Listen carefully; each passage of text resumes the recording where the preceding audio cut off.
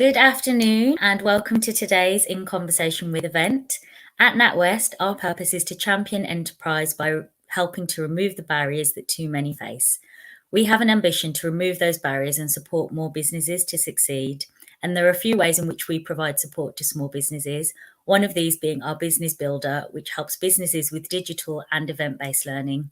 Business Builder also offers a digital community from which you can grow your network and learn from your peers. Our digital business hub provides content relevant for your business in the form of articles, videos, and toolkits, which provide intelligent and practical solutions to everyday business challenges. So if you have a business need and want to know more about some of the ways we may be able to support you, then please do feel free to get in touch. I'm very excited to welcome you and thank you for joining today's In Conversation with session, which is part of our Powering Our Community series. As part of our In Conversation with sessions, you'll hear the inspiring journeys of entrepreneurs and business owners, learn what motivates them, as well as the hows and whys of building their dreams as they share their learnings with you. Before I introduce today's guest, I'd just like to start with a bit of housekeeping. Please feel free to use the comment function to connect with each other by sharing who you are and where you're from and your business. I'm really looking forward to today's session, but I will also ask your questions. So please do post them in the comment section as we go. So without further ado, I'm very excited to introduce Kalpna Woolf. Kalpna has been a major influence for change, both at senior board and grassroots level. Following an award-winning career with the BBC, where she was head of production overseeing a 100 million global business, Kalpna has established two game-changing organisations. Be On Board, which aims to diversify business boards and governance structures and helping businesses adapt and scale up their ambitions in order to meet new opportunities. In 2015, Kalpna founded 91 Ways to Build a Global City, an innovative charity which reaches out to all the 91 language communities in Bristol, helping to bring greater understanding and break down barriers to build a more cohesive city. Alongside this, she has held positions on business and charity boards, including Chair of Trustees for Frank Water, Board Governor for the University of West England, and being the Chair of the Skills Group to the West of England Elect Board. She's also won numerous national awards, including the Asian Women of Achievement Award, BBC's Food and Farming Hero Award, the Guild of Food Writers Inspiration Award, and MTM Woman of the Year Award. So thank you so much for joining me this afternoon, Kalpna. How are you? I'm well, thank you. Thank you for that lovely introduction. No, well, it's all you, everything you've done. So thank you. So I'd like to kick off with first question. You worked for the BBC for over 20 years, and while you were there, you were in charge of some very impressive titles from the Natural History Unit and the food series, such as Planet Earth, Country File, and Nigelissima, which are some that I'm sure our audience will have heard of. So can you just share with us, to begin with, what led to you becoming the head of production at the BBC? Oh, yes, sure. I mean, it's an interesting journey actually, because I left university, I did various jobs, and I have to say the BBC was never one of the organisations in my sphere. I never ever thought I'd work for an organisation like that. We watched it on television, but we didn't think anybody, that we could be part of that. But I happened to be living in temporarily in a part of London in Boreham Wood, and the BBC has Elstree Studios there. And I was just sort of temping around. And I got a temp job at the BBC, and I was given an assignment it was in HR department, and they said, oh, could you do all this work? There's a lot of work, you're here for 2 weeks. And so I got on with it, was mainly sort of doing contracts, and I did it in 2 days. And they said, oh, okay. When I said, look, I've done all your work. They said, oh, right, okay, well, we don't know what to do with you because normally this takes 2 weeks. We have to pay you. So just wander around the department and see if we can get any work, And I just wandered around and I started talking to people and finding out what was going on. It was really exciting what was going on. We had documentaries, we had history and archaeology departments, the studios, there were all sorts of celebrities coming in and out. There was drama and so on. So, and I just happened to talk to somebody, and they were making a series about an anthropological series around the world. And the series required language speakers Coincidentally, I speak a number of languages, Indian languages, and at that time I had been studying Russian, and they were making a series in those areas. And then they said, okay, could you finish your work from HR, come and do this? And a 3-month 2-week contract led from a 3-month contract to a 6-month contract to 20 years. I think, for me, when I look back and I think, what is it that led me to get to the top? And I think I'd always set my sights to the top. That goes back to, who I am. And when I think about my story is very much like the story of, most people who come from different countries to settle and build a life here. And that story is one of, well, you come here, you've got to work harder. You've got to put in more effort. You've got to really, really do well. And I think I brought all of that sort of, if you like, my background, all the things that my family taught me, the ambitions and aspirations our communities and our sort of families have when we come to a different country. I put all of that in to try and do my very best. And my very best was, being able to say I was head of production for Natural History Unit was such a proud thing for me. It's also about, I love learning. And, when you're going through an organization, you're learning so much. And a huge organization like the BBC gives you opportunities to learn. And I have to say, I took every single opportunity to learn and better myself. So I was being very fortunate, not without the hard work and sacrifices. But I think that's what everybody does who wants to do well and achieve.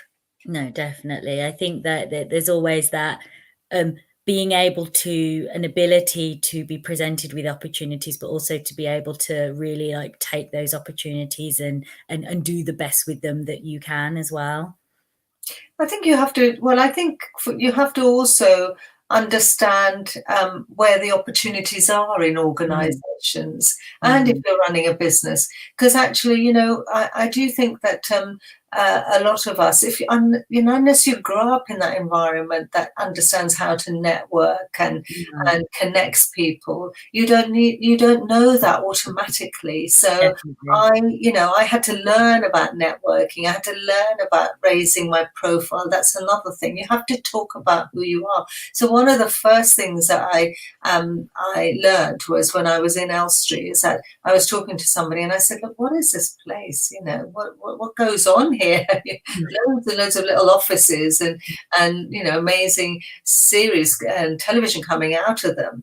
And I said, but I just feel like there's nobody here like me. I'm not sure I've got anything to contribute. And I just came from a different background. And she said to me, she said, look, Kalpna, she said, one thing in this organization and many organizations, you have to learn to beat your own drum. And it was really interesting because I was just not like that. She said, talk about who you are, talk about what you can do, and talk about, look at the organization and see where can you actually, make a difference, or where can you actually add something. And I think those things are things that they're not told, particularly if you're not from a certain background, but it's really good to know those things. No, definitely. And I think as well, it's partly cultural, but also partly maybe being a female. It's definitely not something that we're taught. We're not taught to go and talk about yourself, go and big yourself up. We're kind of taught to be humble. And I think growing up in a certain age as well, in a time where children should be seen and not heard, it then going from being a child to going and getting your first role or one of your early roles, it's a very different culture. Do you think?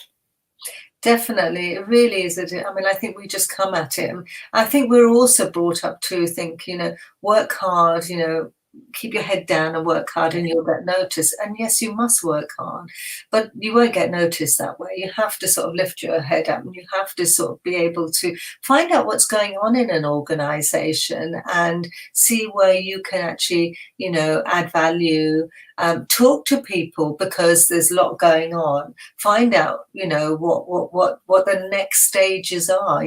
Also, I think one of the things that we do is sometimes we just sort of concentrate on that organization, but find out about the whole sector. So, find out what's going on so that you can bring something back and you can also know what's going on outside, learn from. You can start being strategic. You can talk about those things with your peers. You can talk about those things with your managers as well. So you've got something that says, actually, I've got a broader view of this. I think when you're learning and you're talking to other people, you're learning what the landscape is like in that sector. It actually increases your confidence as well, and that's what you want to do. We often go into these organizations lacking confidence, and I think just bringing some of those extra things to yourself helps you to increase that confidence. And I think the other thing is, find the allies, find the people that you think that you can work with, that who understand you, who will support you. And those things, those are the things that I think I've learned from being in the BBC. Would you say, talking about finding allies, was that something that you found it quite easy to do, or did you have to look quite hard for allies? I found it really hard, and I think that's because people are very busy, firstly, and secondly, you have to sort of almost ask for that as well. I think we need to train our managers and people to sort of reach out and help people more rather than just getting on with the job. I think also when you are from a different background or a woman, people don't, they don't seek to help you automatically. You have to verbalize it. You have to ask for mentorship. You have to ask for things. And I think, but when you do that, people really come forward. It's like they're sort of saying what they assume. Everybody assumes you're all right unless you ask for that. And I think that's a good tip, just to say, look, I really want to know what's going on here. And I'd love to know what's going on in that department. And I'd love to know more. How do I learn some of this? How do I improve myself?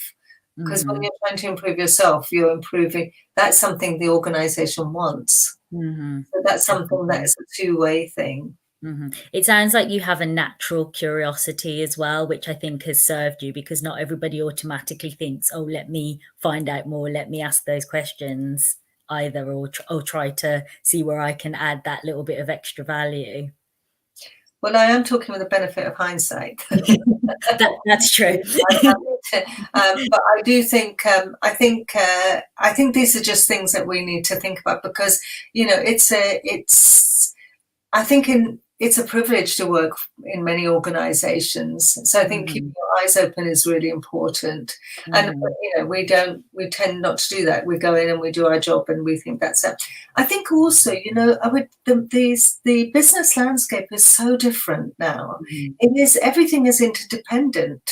And I think if you aren't curious about what's going on in your sector, you can't really keep across what the next job might be. So if you're just thinking purely for yourself, think about it that way. Think, well, what are the trends here? What are the challenges in the organization? What do I need to do? What do I need to do in this sector that I can, find out? And I think that is just sort of like really being a bit more, I think you really, really need to do that now in order to get on. I think because also everything's changing so fast, and everything has a global aspect to it. But of course, the positive side, the fact that we've got information streaming at us and we can put our hands on what's going on around the world and in our sectors, is a thing that can really help us to make it easy, so it doesn't have to be too onerous anymore. Mm-hmm. No, definitely. We're definitely in an age of information, so I think to not be curious is almost a crime in this day and age, with the amount of information that we have access to, quite literally at our fingertips. Definitely. So in 2013, you were recognised at the Asian Women of Achievement Awards. And as I mentioned earlier, you've gone on to also win the BBC's Food and Farming Hero Award, and also MTN Woman of the Year Award. What has being recognised at various awards, has that changed things for your career in any way? And also, what are your thoughts on the role of awards in being a beacon of representation for individuals from diverse communities? Yeah, that's a really good question, Shani, because I was in the BBC, which is an incredibly undiverse organisation. I was one of 3 out of 1,000 staff at BBC Bristol, and I try to increase the diversity there. But the Asian Women's Achievement Award came along from externally. Somebody actually nominated me, not from internally in the BBC, which said quite a lot to me, actually. But that they didn't recognise that there is, that they had somebody here from a BME background who had achieved so much. But externally, somebody came along who I'd been working with, and I had never thought. I thought, well, is this going to pigeonhole me because it's Asian Women's Achievement Award, rather than generally? But I said, okay, put myself down, put my name down for it, and I think it was a life-changing moment for me. I firstly, I was in this group, suddenly in this cohort of women that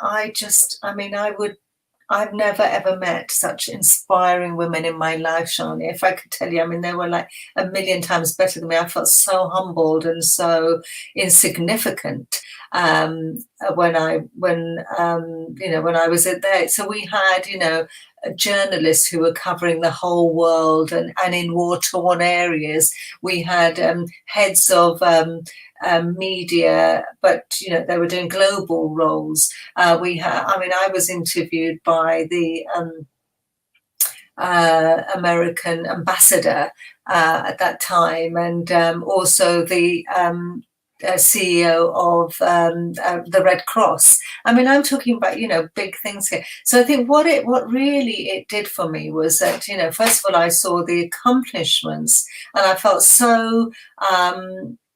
As I said, I felt so excited and humbled to be part of it, and great to be able to learn from all of these people and just to be cited as part of that. And secondly, I think to be amongst these women, I was really taken by the fact that, look, we've got all of these diverse women who are doing really, really well, who are contributing to society, contributing to their organizations and doing really well. And I think so. For me, it was a really positive experience, and I think that's the same for most people. Recognition. What recognition does is it really gives you a boost, because we love our organizations, but everybody's busy in the organization, and nobody's if somebody comes along and says you're doing well, you think, oh, that's great. But to get this recognition from within this whole talent pool was just amazing. It really gave me a lot of confidence, and it made me see that that not only was I doing well within the organisation, that I could transfer that to outside the organisation, that people outside actually recognised it.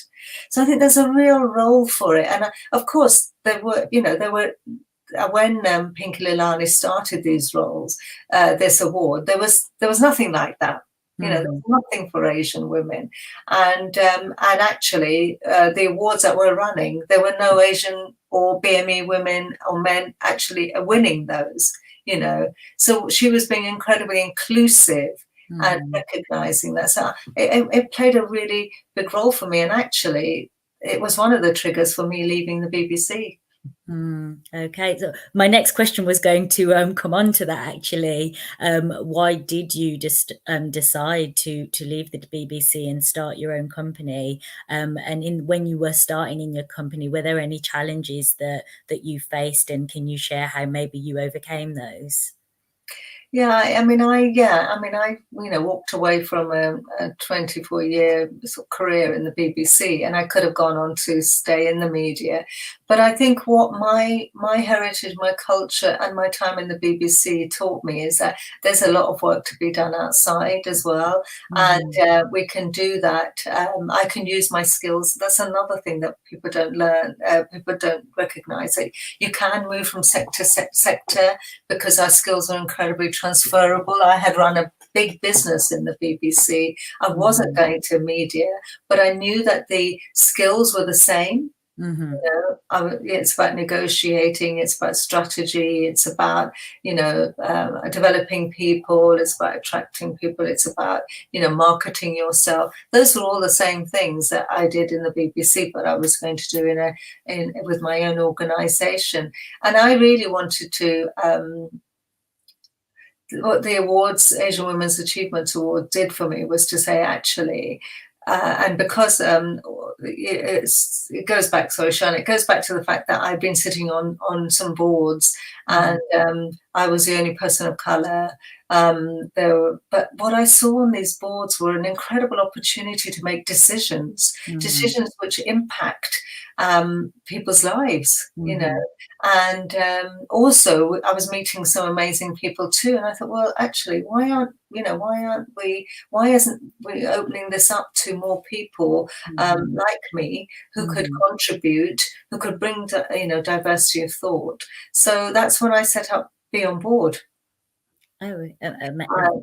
Interesting to know. I'll come back to that later. I just wanted to pick up on the points that you made about the awards, but also sitting on the boards and that opening up experiences to meet new people and to network. And we've actually got a question from Rahana, apologies if I've pronounced that incorrectly, just asking about your thoughts on networking in the current climate and in the work from home culture. Has it changed your networking opportunities, or what advice would you give to people to be able to network now?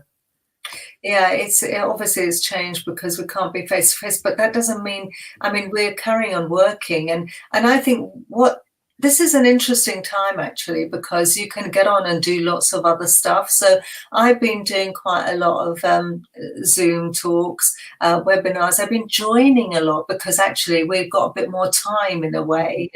We can, normally you would have to travel somewhere to meet people, but actually now you can, there's a lot of organizations doing networking webinars. They're doing a lot of, there are women in business groups, and you can actually join them on Zoom, and they just want to get to know you. So I think there's a real opportunity. So I would have a look at some of those. I've spent a bit of time sort of like surfing LinkedIn as well, and that's quite a good thing to do. So who are you connecting with? And you can message people. People are really kind, and you can just sort of like have a little conversation about them. So I think there are many things that you can do. Look for those organizations, because those organizations haven't stopped working. They've just shifted to the virtual space, and they really want to carry on. They really want to make connections, so keep doing that. And I think just put yourself out there as much as possible. I will say one thing, that sometimes culturally we think networking is not a positive thing. It's an incredibly positive thing, because it's, don't think of it as one way. It is about two-way. There are many people looking for advice, counsel, support, mentoring, and I'm sure, Rohana, somebody like you could absolutely offer that. and others that would give the same back to you. So look for opportunities virtually. That I mean, I have many women in business organisations. The other thing I would do is look for things where you've got experts talking about things that you might be interested in, and so you may not be networking, but you're actually learning from them. And then I look them up on LinkedIn and think, I really want to connect with you because I want to learn more about what you do. So I think it's different, and I think there's actually a bit more opportunity, and then you can pick all these up physically when we can all get back together. Mm-hmm. And could you just talk to us a bit more about, from an individual perspective, for someone who's looking to build their experience, maybe they're already running a business or they work as part of an organization, what are the benefits for them as being members of the board? What are the things that you've gained from being a member of so many different boards? You've got all of you think about sitting on boards. I mean, it's not often in our sphere, but it's a really good opportunity. So first of all, there are different types of boards. So you've got corporates, you've got charities, you've got school governors, you've got voluntary organisations, and you've got SME boards. And all of those offer an opportunity. And the opportunity you get is you get the opportunity to use your skills from outside the organisation. And when you use your skills outside the organisation, you're developing your skills to bring back to the organisation. I think that really grows your leadership skills, because within an outside organisation, you have to operate, okay, firstly. So what do boards do that can really help you? So boards are there for strategic thinking. They set the strategy. They set the financial investment. They are there also to ensure that the organisation is delivering on its mission and vision. So there's really leadership skills that you will need for that. They make sure that the organisation is delivering what it's supposed to be delivering and keeping it safe. It's a lot of risk management too. These are incredibly strong skills that you will develop by being on a board. You don't have to have them all when you go on a board, but you will develop them because you will be confronted with things, and what will be fantastic is that you will be in a team of people who come with different skills. And you'll be able to learn from those as well.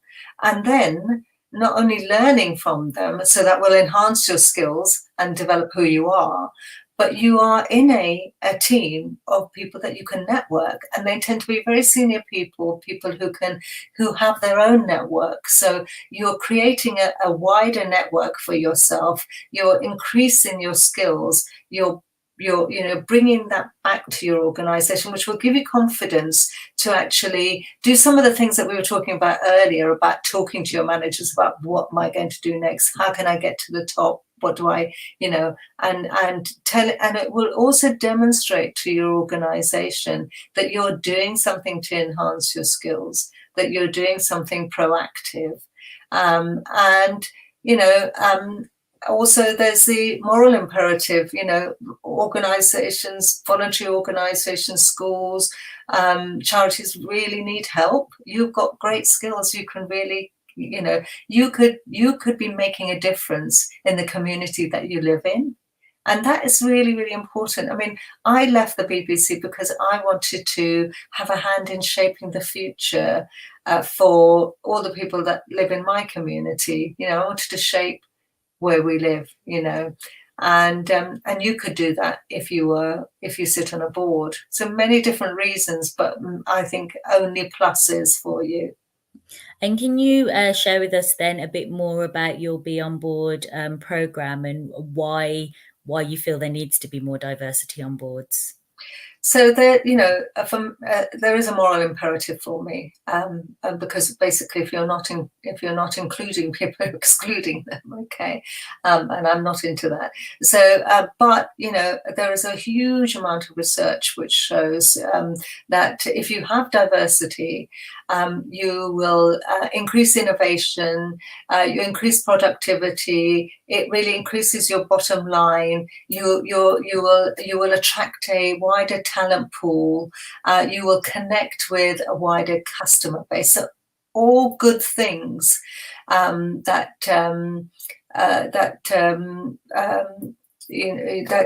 diversity brings to a board.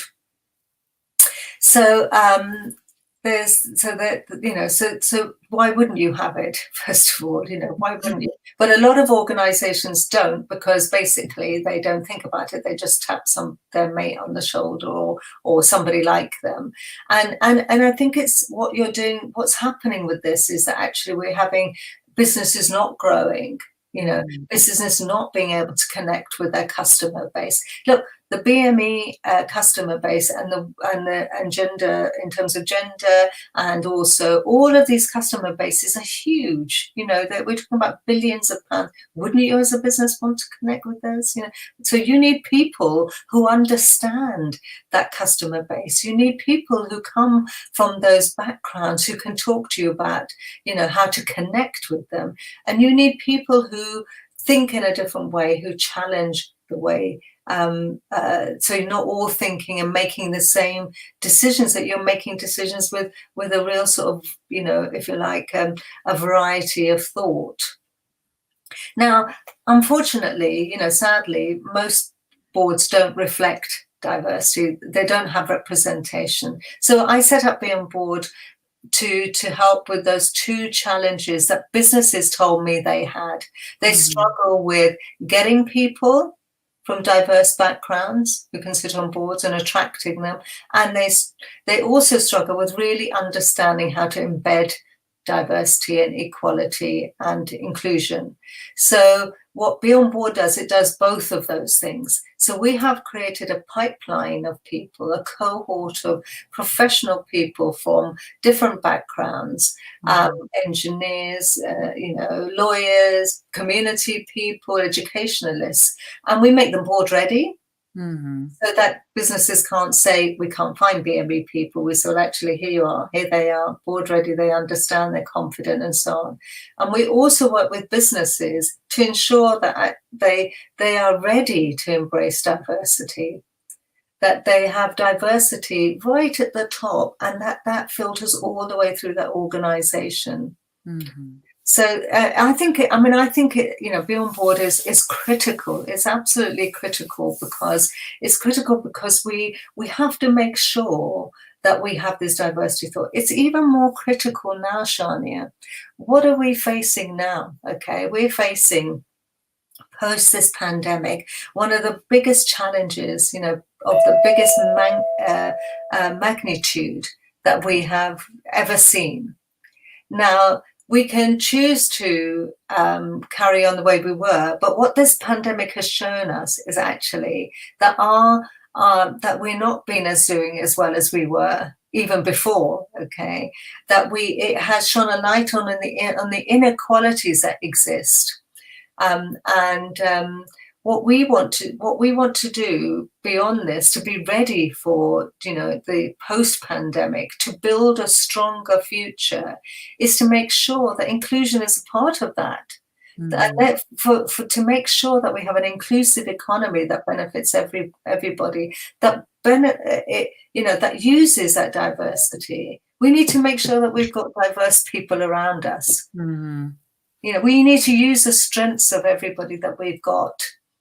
And so I think it's even more important now, it's a real moment. And I think, this applies to corporates as well as SMEs. I mean, a lot of SMEs, say to me, oh, but we're not big enough, And I said, well, actually, what would you say no to having a group of people around you who've got incredible skills, who want to see your success, who can connect you to your customer base, who can bring understanding to what you're doing. Why would you say no to that? Well, it's a good question. Why would anybody say no to that? We have a question from the audience, from Golden Ethics. She wants to know, what were the obstacles that you needed to overcome to, I think, elevate yourself forwards? Well, there are a lot of obstacles. I think, one of the things is that we had quite a difficult time when we first came to this country. But I think one of the things that I found was that there was a real lack of understanding that people like me would want to do really well, and that we would want to be accomplished, and that we could do well. So I think we had to do quite a lot of proving of that. I had to prove that I wanted to. I applied for lots of jobs all the time. I was applying for jobs, and I didn't always get them. But it was my way of saying, look, I want to make it to the top. And I kept asking why, and so on. So that's one of the obstacles. The other obstacle is that, as I said before, that when you're in an environment and there isn't anybody like you, you can feel like, okay, where do I go for help? So I think you have to do a lot of unearthing and trying to find those allies, trying to find support. And then I think there's also an obstacle of, lack of confidence. And then, you do that by to overcome that, you have to increase your, understanding, increase the sector, understanding of the sector, and talking to as many people as possible. So there's, this is a journey for all of us. It's not something you do. Right, I'm here. I've learned since I left the BBC. And I set up my own business, I found it so hard to get investment for my business. Women just don't get investment. And BME women even less.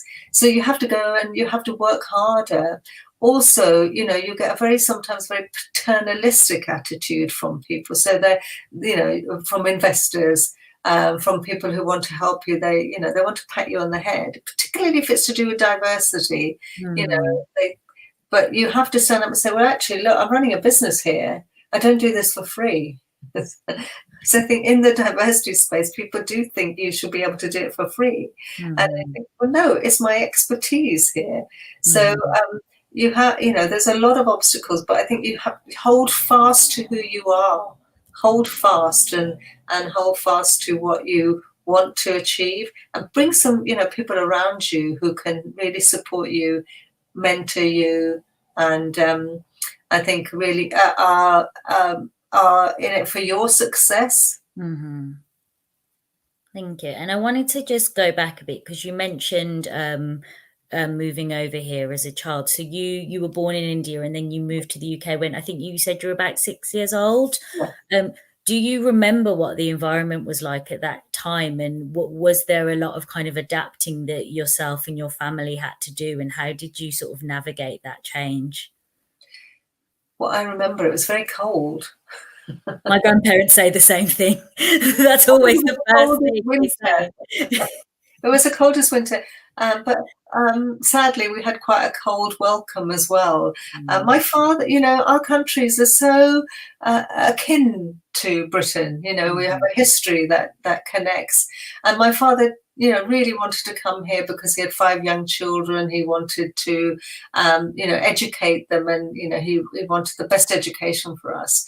But he had paid his dues. He had joined the British Army, when he was a young man, and he fought on the bloodiest front in World War II in Burma, so so he felt like he would come here and get a soldier's welcome, a hero's welcome, and sadly he didn't,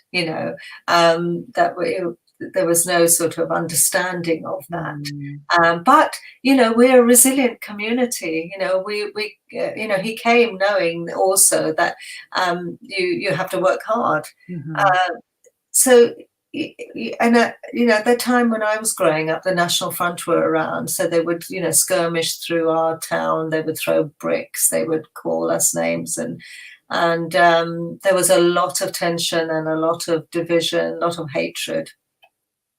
I think my father and my family and my community, got together and said, well, what do we want to create here? And, we're here. What do we do? We're here. And so they got together and said, well, we want to create a community, and we want it to be a community, no matter where you're from, the local community and us, immigrants who had arrived. And so they worked really hard to build those bridges between communities and try and bring peace. And at one, they were very soft and peaceful, but they also stood up to that hatred and called it out. And I think from that managed to create a really sort of, strong environment. And I think what that taught me was two things. One, it taught me resilience. Because my father was very resilient, and they came with nothing, and they built something, and it taught me a resilience. It taught me a faith in people. Rather strangely, people could think, oh, well, there must have been a lot of hatred. There was, but actually, it taught me a lot of faith in people, because not just our community, because a lot of the local community came forward as well.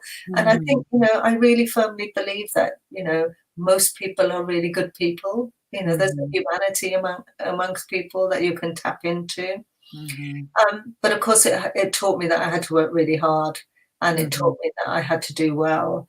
From the business side, I will say something, Shani, because people say to me, why did you start a business? Where's this from? But, if you've never been to India, you only have to go to places where Indian and African and migrants live, and you see, stuff full of fantastic shops and businesses, and all started from scratch. I feel like entrepreneurship is in our DNA, because we have to find a way of making things work. And so I think all of those things are things that it was hard when we arrived, but those are the things that are part of our community. Those are the things part of our culture. And those are the things that I think stay with us, and we pass on.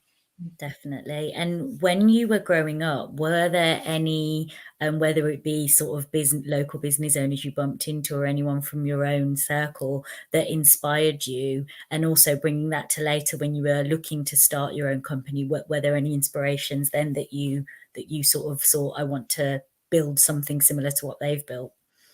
Well, I think we had a variety. We had the sort of campaigners, the activists who wanted to make things better. We had the Southall Soul Sisters, and they're still here. They're still around, and they're doing a lot to look after women and the community and safety. That was one of the things, and it was really hard for them. They were routinely, there was some violent attacks against them, and they were routinely sort of treated badly. I saw the campaigners. I saw the people opening their shops very early in the morning, when I was on the way to school, and late at night, closing late at night, and I saw that, hard work, and I saw that entrepreneurship. But I saw also them helping the community, because it wasn't just about, okay, what can they do? They would help each other. They would say, okay, how do I make that business work for you? Sort of helping others to branch out, helping other families. And that's really important to me too. So, how can communities help each other? So using what you've achieved for good. So there's this real sort of like mixture. I try and do something. I try and do things that are going to make a difference. And I think that comes back to all those people that I saw who did this from nothing, and not just nothing, in an environment which was pretty frightening, and an environment where there was no help. I mean, we talk about no investment now. Can you imagine at that time, if you went to a bank and asked for money, you'd get, you probably wouldn't even bother to walk in, So yeah, those are my sort of role models, and those are the people that I look back at, and I think if I ever feel sort of like life is difficult for me, I just think, come off it, girl. Look what they had to achieve, and that spurs me on. I know what you mean. There are some incredibly inspirational people throughout history, but also some incredibly inspirational people who are doing great things now, including yourself. And I just wanted to pick up on that point you said about having that passion to give back to the community. Could you share with us and tell us more about your inspirations to set up 91 Ways to Build a Global City and what that achieves in Bristol as well? Yeah, I mean, if Be On Board is my head, if you like, 91 Ways is my heart, really. And it's all about changing things again. So so all of the things that I saw in London when I was growing up, when I came to Bristol to work, I was really, on the face of it, Bristol feels very sort of, looks very white and middle class, and a very it's won all these awards, happy city, best city place to live in, and so on. But underneath, there's all this sort of there are these communities who live in geographical silos, in ethnic silos, in class silos. And I came across the fact that there are 91 languages spoken in Bristol. I couldn't believe that, because where I lived, I didn't see any diversity. Where I worked in the BBC, I saw no diversity. But I thought, what a great thing, 91 language communities, and what a great thing to celebrate. Because if we celebrate communities, it empowers them. It empowers people to say who you are, because it's a positive thing. And seeing what had happened to me as a child, I thought, well, actually, I don't want those tensions here to be exacerbated. I want to find ways of building bridges. The things that we did as a community in London, the things that my parents taught me, I wanted to find a way of doing that, because I thought that can really build the city we want to see rather than the city we have. The city that we want to see, wherever we are, has to include everybody. So when I say 91 ways to build a global city, 91 is symbolic of everyone. And so that means including everybody. So I just set about, finding a way of bringing people together. And that also, the catalyst I chose also goes back to my childhood, because, we don't all speak 91 languages. I had to find something that crossed divides, that was a universal language, and that was sharing food. Yes, my favorite language too. Yeah. Our cultures, that's what we are, everybody, never mind, moment your eye opens, what am I eating, what we're eating, what we're sharing, that's our, that's in our DNA, that's what we love. So, and I know that when, if you offer a plate of food to somebody, it's such an act of kindness. It's a great way of bringing making a connection. So we just set about, I wanted to find all those communities. I wanted to tell them that Bristol cares about them. Everybody who calls Bristol their home should feel part of Bristol. And so we just set up, tents, we opened shops, and we said, come and eat with us, talk to us, find the space, feel empowered to be part of Bristol, feel that Bristol has opportunities for you. So that and we've won lots of awards, and we've seen 15,000 people, and it's a wonderful, warm thing. But Be On Board sprung from that, because what I was learning at grassroots level is that people are saying, yes, we know that you think we matter, but in our city, as in many other cities, the people who are making the decisions that have an impact on our lives that have an impact on our education, on our roads, on our schools, on our housing, on investment. Those people don't look like us.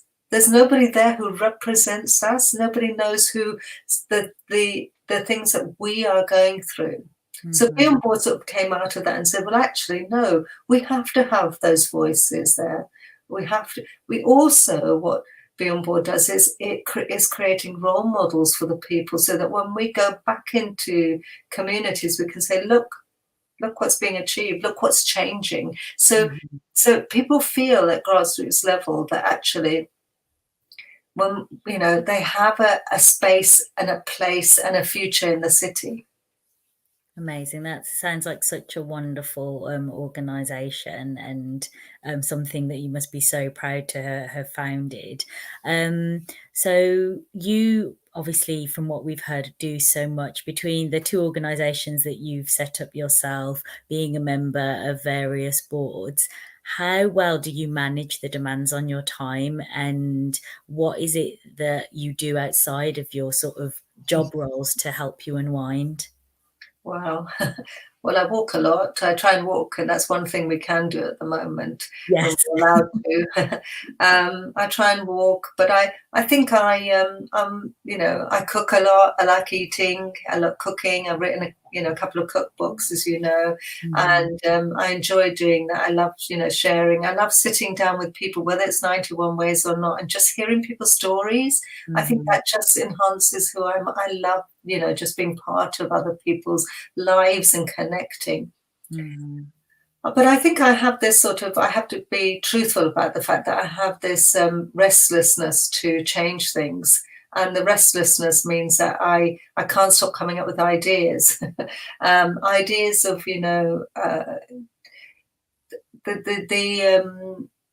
I think it's to do with the fact that I feel that I have a responsibility Mhm. to drive change, responsibility um, to do something about the inequality that exists. I find that really hard. And I think so everything that I do, little thing that I do around inequality, Mhm. to change it into better for somebody, that makes me rest. Mhm. So I think that for me, I have to do something and then I feel good. But I try and, I try. So when I've got time, I try and try and get away and just walk and clear my head. But I'm afraid lots of ideas come into my head then. While you're walking, so you give yourself more Yeah, work to do while you're unwinding. I think we all do the same. What do you think the future is? You've talked about like inclusivity and diversity, and how passionate you are about it, and how much you want to support that. What do you think, or maybe hope, the future is for diversity and inclusion, whether that be in the business landscape or in the workplace? Well, as I said to you, we've got a real opportunity here. I think a space has been created. We've had all of the Black Lives Matter stuff. We've had the terrible murders in the US. And I think so we've got this space to make a difference. And what the pandemic coming at the same time has shown is that we have to make a difference. Mhm. And diversity and inclusion is that difference. We want to shift. There's got to be a paradigm shift. We have to shift the way things have been for people. And we've got to create this inclusive economy. So my efforts are going to go into that. And starting in businesses, because that's where the decisions are made, and getting businesses to not just talk about diversity, but really harness Mhm. the power of it, and also shape their power structures around it. Mhm. Because it's no good just saying, okay, we'll just we'll do a bit of this or we'll do a bit of that. No, it has to be at the core of everything. You have to, and everybody has to understand it, and you have to shape your organization to, and that will create the society that we want to live in. It will Mhm. also create robust businesses, Mhm. businesses that will do much better, I think, than they've been doing. Mhm. So Definitely. that's what I think, I hope the future is. I hope I won't have to. I hope I can stop being on board in a few years' time. And I'm saying this, Kashani, one of the jobs that I did before the BBC was that I was an equal opportunities officer for Bedfordshire County Council. That was a long time ago, okay? And and I'm still talking about equal opportunities. So what I Mhm. hope for is that I just don't have to talk about it, that it's so part of who we are, that Mhm. it becomes embedded. I completely agree, and thank you. And do you have any, whether it be one or two tips for smaller organizations, although obviously there may be only one or two people, but anything they can do to really ensure that they're building an inclusive culture? Well, first of all, get yourself a small board around you. You can have 2 or 3 people from diverse backgrounds coming to give you some support and give you some ideas around that. What does it mean? Learn about it, because I think we know. And of course, we all have biases. And I think we need to sort of, understand that before we do things. So get people around you, just talk to people, learn, and then I think, and implement. So what are you implementing? Think about every single thing that you do from the top to the bottom. What's your culture? What's your culture saying? What's your values saying? What is it? Are your processes inclusive, or are they exclusive? So for example, look at your recruitment policy. Who you're talking to? Where are you advertising? Who are your customers? Are those, as wide as possible? Are there things there that are actually stopping people from thinking that they want to work with you or invest with you, or that they see you as a business that they might want to buy something from? So think about all of that, I'd say. And get yourself some people around you who can just give you some advice. Having a small strategic board is not it's free mostly, and you can get some really good skills around you. And people, what board trustees love is to see organizations grow and develop, and for them to be a part of that.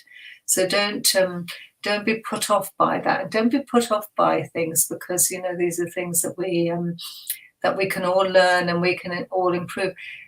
And the journey towards is diversity is a long journey. Don't think, oh, I've done it, or I've got to do it in one day. It is about us learning as we go along. It's an iterative process. So give yourself a bit of slack on that as well, because there's plenty to be, going on with, and see it as a really positive thing. Don't think of it as an add-on. It's not an add-on. It's got to be at the core, at the very heart of your business. I mean, there's a lot of research which shows that millennials, they're not going to want to engage with organizations and businesses that don't not just promote diversity, but live it. So remember that. Thank you, Kalpna. We have another audience question from Marjan. How do you go on about getting a diverse board who can help you to sort of excel and move the business forward? Do you have any tips for actually finding people to be part of a board? Yeah, well, you can join, be on board, because what we do is advertise. We do lots of training, and then there's a lot of jobs being advertised, so you can do that. There are other organisations too, and you can join them.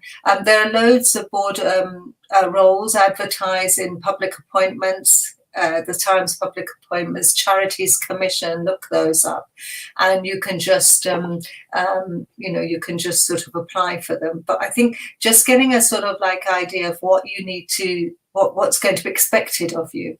If you haven't had formal training, just call up the organisation, speak to the chair and say, look, I'm really interested in what you're doing, and make sure it's something you're interested in, because there's a lot of, paperwork with boards, or you want to be part of something, okay? And so shall I turn that off, or shall I leave it? I'll leave it.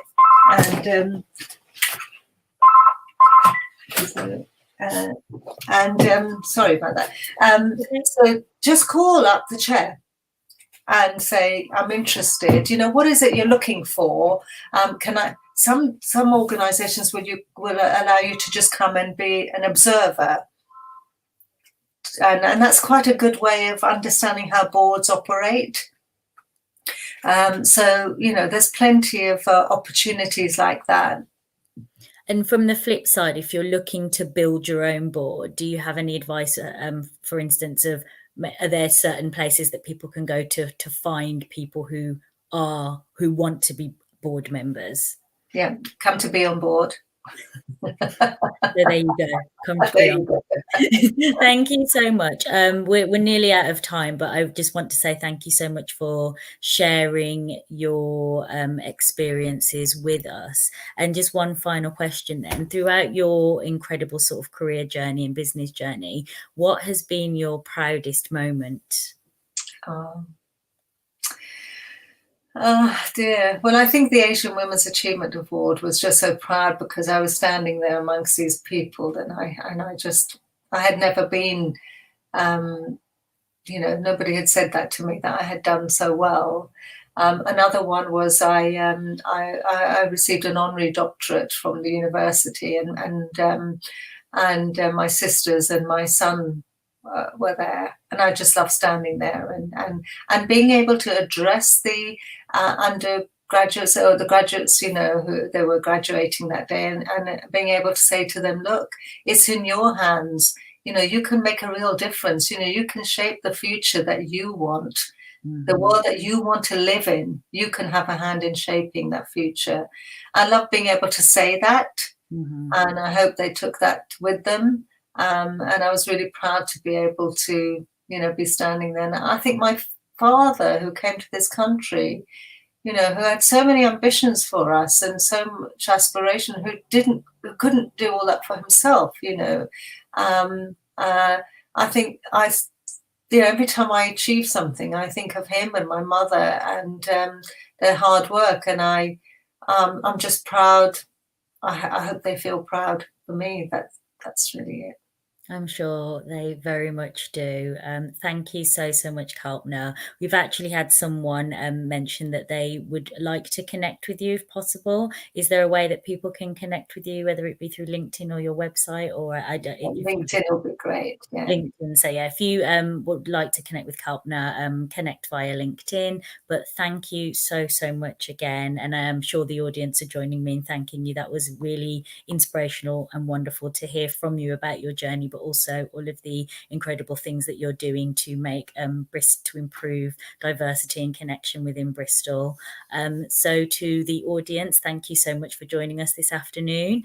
We're back next week on the 2nd of December, and we'll be joined by V Roberts, who's a multi-award winning brand and marketing consultant and coach, and she'll be speaking with us about how to build and promote your brand on a budget. So I look forward to seeing you there, and until then, please stay safe and stay blessed. Thank you.